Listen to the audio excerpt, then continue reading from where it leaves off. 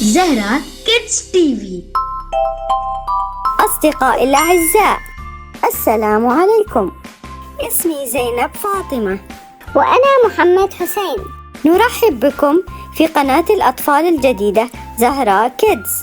أتمنى أن يكون الإعلان الأول قد نال إعجابكم. من اليوم سنبدأ بفقرة إخبارية أسبوعية، بالإضافة إلى مسلسلاتنا الكرتونية التي ستبدأ قريباً.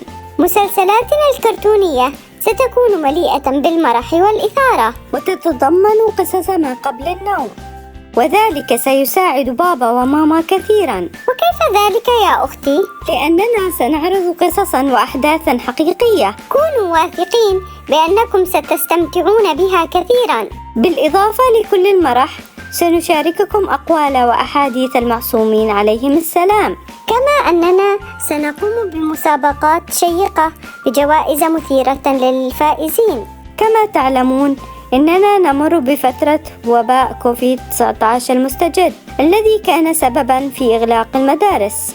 وماذا سنفعل يا أختي؟ أولاً نسمع كلام ماما وبابا، ثم نقوم بعمل واجباتنا المدرسية، ونداوم على قراءة القرآن الكريم والصلاة إذا استطعنا ذلك. أنت على حق يا أختي.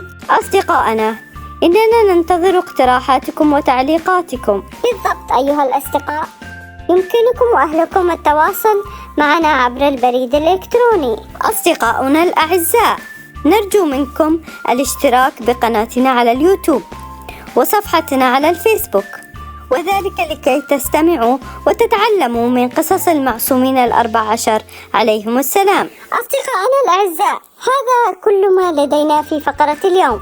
اهتموا بأنفسكم وفي حفظ الله ورعايته.